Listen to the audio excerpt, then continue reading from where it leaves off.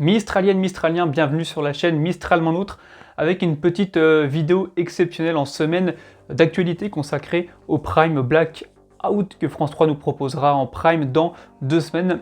Il s'agit du premier Prime en près d'un an, après Évasion qui nous avait été proposé début décembre. Alors une première remarque, c'est sur la date, un mois de novembre, ça me paraît assez hasardeux. Pourquoi ne pas réserver une soirée Plus belle la vie pour les périodes de Noël, donc les vacances de décembre? Pour moi, la raison est simple, elle est liée aux audiences vraiment en baisse ces derniers temps, et peut-être que France 3 souhaite avoir un programme un petit peu plus solide à servir pendant une période très stratégique au niveau des audiences.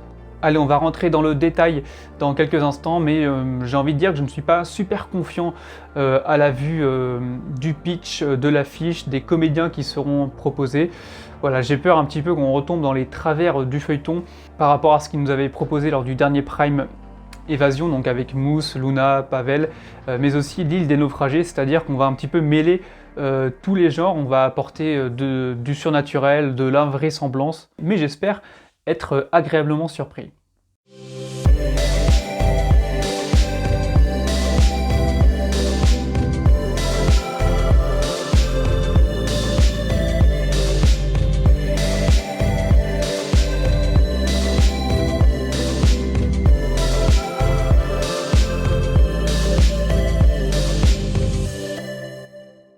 Le mardi 30 novembre, France 3 va donc présenter Blackout, son nouveau Prime, le 27e du nom me semble-t-il. Vous avez l'habitude maintenant, c'est une soirée spéciale qui nous attend avec l'épisode de 20h20, le traditionnel, puis le Prime d'environ 90 minutes. Et puis la soirée continue avec Wendy Bouchard qui reviendra sur les secrets de Plus belle la vie, avec des invités donc qui auront le vécu traversé par les personnages du feuilleton. Cette fois-ci, nous allons avoir le témoignage d'un rugbyman qui s'appelle Sébastien et qui a été violé pendant son adolescence. Alors c'est assez étonnant qu'ils aient choisi ce témoignage-là pour faire écho à la situation de Patrick Nebout, puisque déjà Sébastien n'est pas un policier, il ne représente pas l'autorité, même s'il représente également la virilité à travers son sport, mais sauf qu'il a été violé adolescent. Je ne sais pas s'il pratiquait déjà le rugby, mais pour moi la comparaison donc est assez limitée. Et si vous voulez en savoir plus sur l'histoire de cet homme, je vous renvoie à une émission qui s'appelle Ondelat raconte. Christophe Ondelat avait raconté l'histoire de Sébastien avec sa biographie et l'avait ensuite interviewé. Donc voilà, il y a plein de détails sur ce qui est arrivé à cet homme. C'est une histoire assez passionnante. Les deux autres affaires que présente Wendy Bouchard font écho à Estelle et Francesco dans un premier temps, avec des personnes qui sont tombées accros des nouvelles technologies. On se rappelle que cette histoire n'avait pas vraiment passionné les foules, à voir si, avec un peu plus d'authenticité, on va pouvoir s'intéresser à un fléau. Effectivement, les réseaux sociaux ont des bons côtés, ont également beaucoup de mauvais côtés, dont celui d'enfermer un petit peu les individus, et j'ai bien peur que la nouvelle grande ambition de Facebook Meta, c'est-à-dire de construire un monde virtuel, entraîne un peu plus d'enfermistes parmi la population mondiale. Et la troisième histoire, très sociétale, la plus importante à mes yeux, c'est une femme qui est devenue SDF. Et donc là, ça fait écho au parcours de Sabrina. Et c'est Nathan qui l'a peut-être définitivement sortie de cette rue avec la concrétisation d'une histoire d'amour qui ne s'est pas vraiment devinée en apparence, même si cette histoire à l'écran, elle est assez absente depuis que Sabrina et Nathan se sont mis ensemble. Après avoir balayé la deuxième partie de soirée, eh bien revenons au Prime. Déjà le casting, alors on n'a que 6 personnages sur l'affiche Blackout, on a des réguliers, des historiques même avec Luna et Bauer.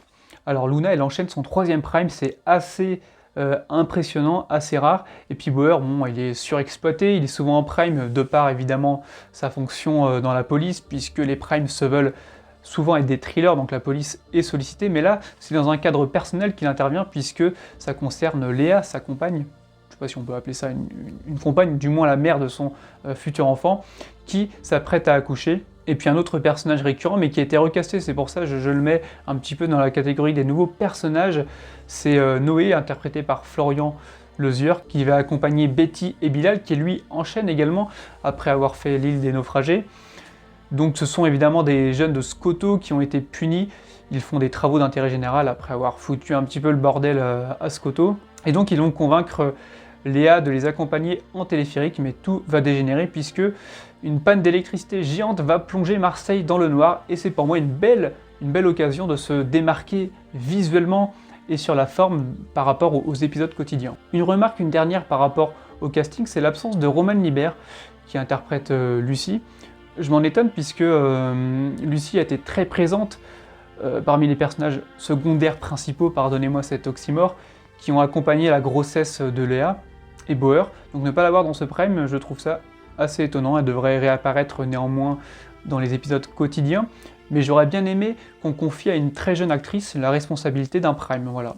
Marseille va donc être plongée dans le noir. Alors, il y avait eu en 2019 un film de science-fiction russe qui s'appelle The Blackout, et là c'est toute la Terre qui avait été privée d'électricité.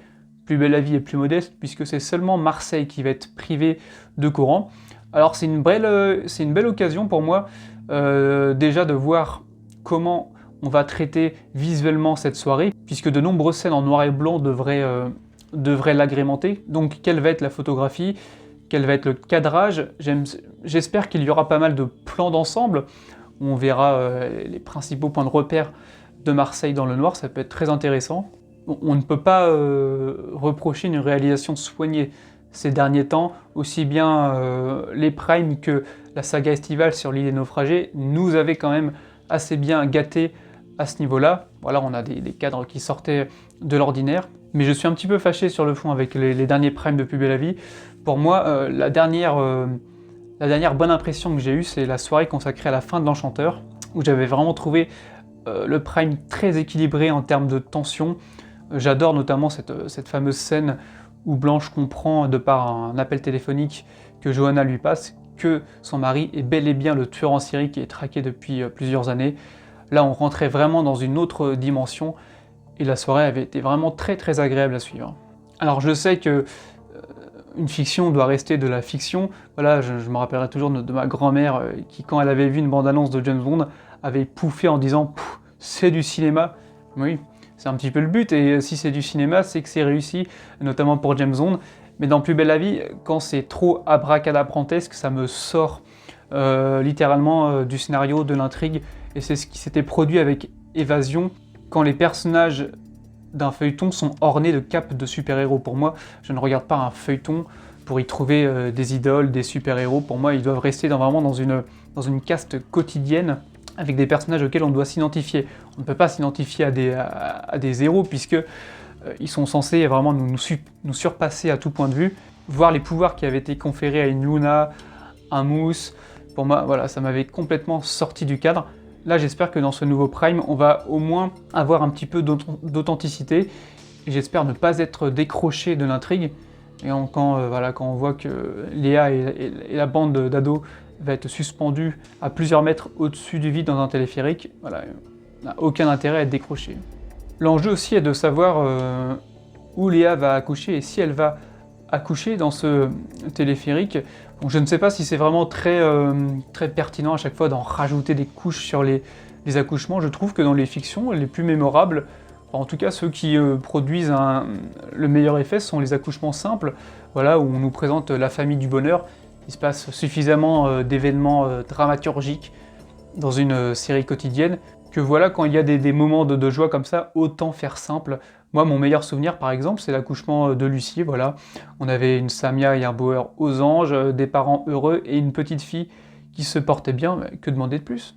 L'enjeu adjacent à cet accouchement, c'est est-ce que Bauer, lui, va intervenir à temps pour assister à l'accouchement de Léa, si jamais, donc accouchement il y a, encore une fois, puisque le lieutenant, il n'est plus vraiment lieutenant depuis qu'il est passé par la case municipale, enfin, le futur capitaine a une cérémonie pour monter en grade, et donc cette cérémonie est l'un des autres arcs de cette soirée, et j'aime bien, voilà, quand on a deux arcs en un, mais qui finissent par se rejoindre. Bon là, évidemment, il n'y a aucune subtilité, puisqu'on se doute bien que Bauer et Léa ont un même enjeu, mais à distance. Et donc voilà, je suis étonné de savoir comment vont-ils s'y prendre dans le noir pour se réunir, et je l'espère fêter un dénouement heureux, après tant d'épreuves, puisque ça n'a pas été simple cette grossesse pour Léa, pour Bauer et pour les proches.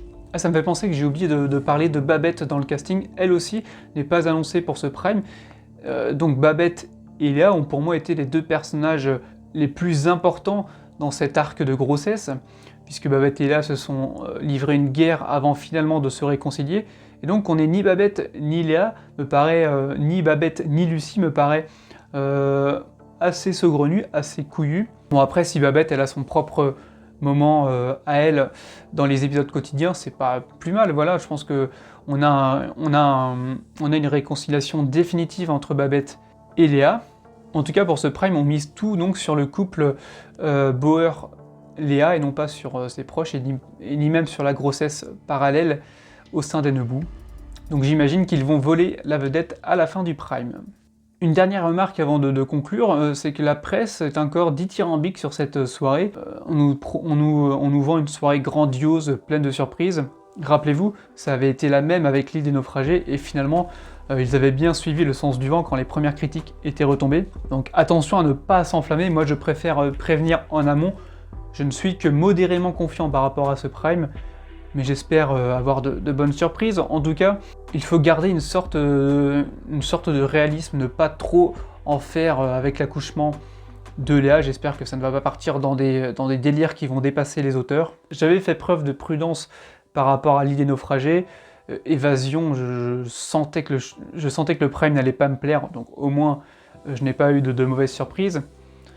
Là voilà, j'attends pas grand chose de Blackout. C'est assez étonnant déjà d'utiliser un terme anglophone, même si ça prend tout son sens, puisque Blackout est une panne d'électricité par définition. Enfin, on aurait pu trouver peut-être un terme français. Donc voilà, je ne dirais pas que je suis impatient de voir ce Prime, mais en tout cas, j'ai la curiosité de voir comment il va être accueilli par les fans. Et encore une fois, moi, ce qui m'intéresse, c'est les répercussions à long terme. Voilà, quand on nous présente des soirées événements, j'attends qu'elles modifient un petit peu les schémas mis en place, les schémas installés. Donc qu'est-ce qu'on peut nous vendre de plus par rapport à Léa et Bauer qui semblent déjà former un couple? Au sein des jeunes, on a une bande d'amis qui s'entend globalement bien. Donc quelle va être la plus-value de ce Prime? Pour l'instant, j'en ai aucune idée et j'attends de voir. Voilà, le mardi 30 novembre, il y aura un débrief de ce Prime sur la chaîne Mistral en outre. Vous allez pouvoir vous enchaîner l'épisode quotidien, le Prime, la soirée Wendy Bouchard et mon débrief. Alors, est-ce qu'elle est pas belle la vie? Voilà, merci, c'est tout pour moi. Je vous donne rendez-vous à partir de vendredi soir pour le débrief des épisodes de la semaine sur cette chaîne qui est vôtre, mais surtout mistralement nôtre. Bye bye.